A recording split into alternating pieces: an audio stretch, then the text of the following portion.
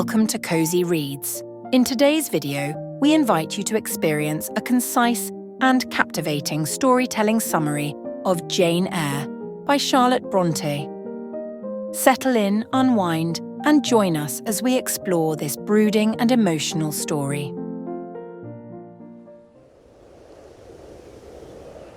In the cold, oppressive halls of Gateshead, young Jane Eyre lived under the care of her aunt, Mrs. Reed. An orphan, Jane was unwanted and often mistreated, especially by her cruel cousin John, who tormented her at every turn.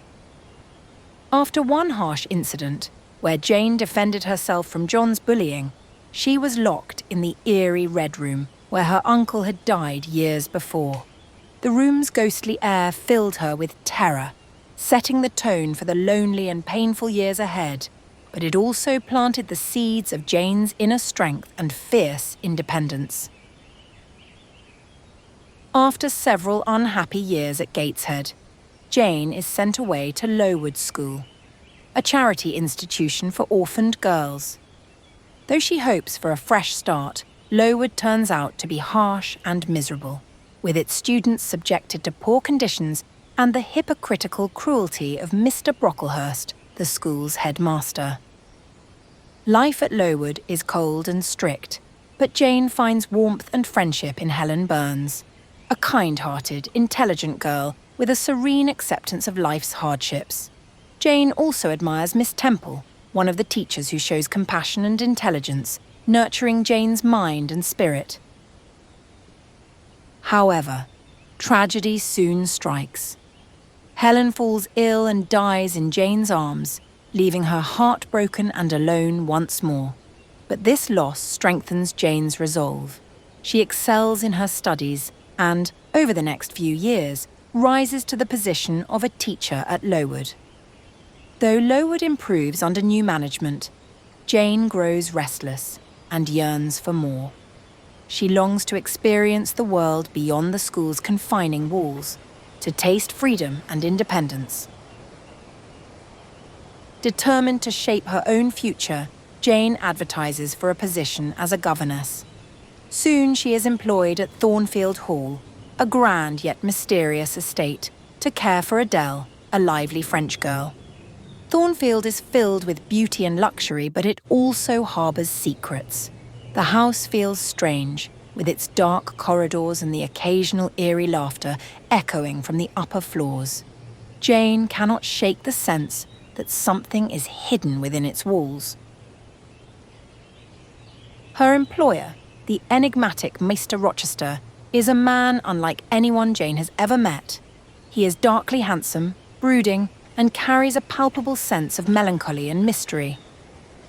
Though blunt and often sarcastic, Rochester takes an unusual interest in Jane, drawn to her wit, independence, and honesty.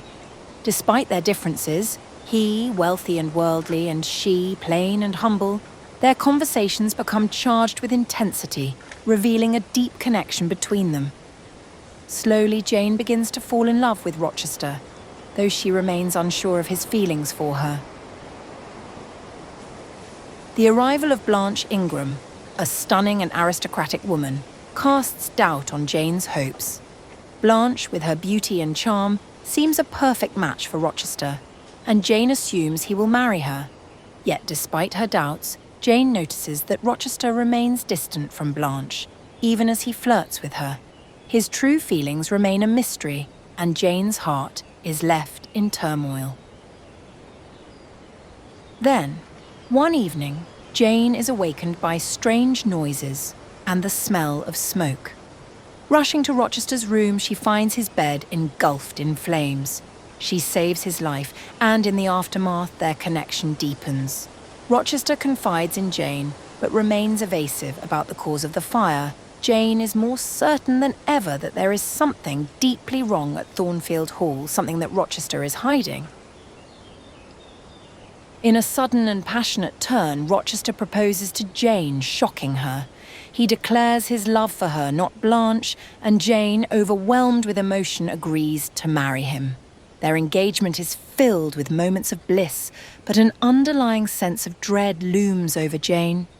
She is haunted by strange dreams, and on the night before her wedding, she sees a mysterious woman in her room, ripping her wedding veil in two.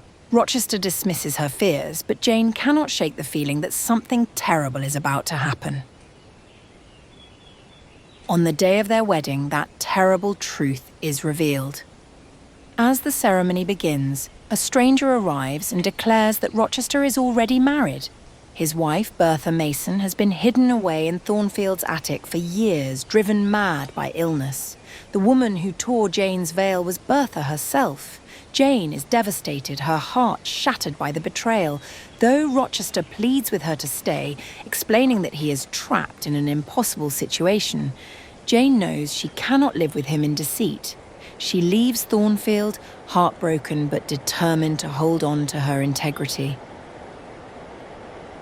Jane wanders the moors, penniless and alone, nearly dying from exposure. By chance, she is taken in by the kind Rivers family, St. John, Diana and Mary. St. John, a stern and devout clergyman, offers Jane a position as a schoolteacher in a rural village. Though Jane begins to rebuild her life, she remains haunted by her love for Rochester. St. John, recognizing Jane's strength and independence, proposes marriage, asking her to join him on a missionary journey to India. But Jane cannot accept a loveless marriage. Her heart still belongs to Rochester. One night, Jane hears Rochester's voice calling her name, as if carried on the wind. Believing that something is terribly wrong, she returns to Thornfield, only to find it in ruins, destroyed by a fire. She learns that Bertha set the fire in a fit of madness, and that Rochester, in trying to save her, was blinded and injured. Bertha perished in the flames, and Rochester now lives in isolation, tormented by guilt and despair. Jane finds Rochester at his secluded manor, Ferndean, where he lives in darkness, both physically and emotionally. He believes himself unworthy of Jane's love now that he is blind and broken. But Jane reassures him that her love is deeper and more enduring than ever. She no longer sees herself as the poor, plain governess. She is now his equal. They marry, and their love flourishes in the quiet of Ferndean. Over time, Rochester regains partial sight, enough to see their first child, and they find peace together. Jane's journey is one of self-discovery, independence, and love. She remains true to herself, never compromising her morals or her sense of worth. Through her trials, she learns that real love is built on mutual respect, honesty, and equality, and that true happiness comes from living authentically. In the end, Jane's strength, resilience, and unshakable integrity lead her to the life she always deserved, a life filled with love and purpose.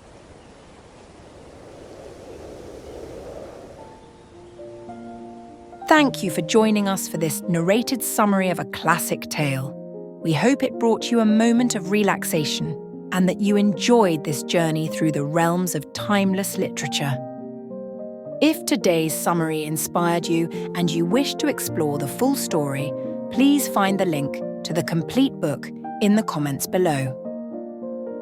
Please consider subscribing for more calming literary adventures. Until next time, keep the stories alive and the pages turning.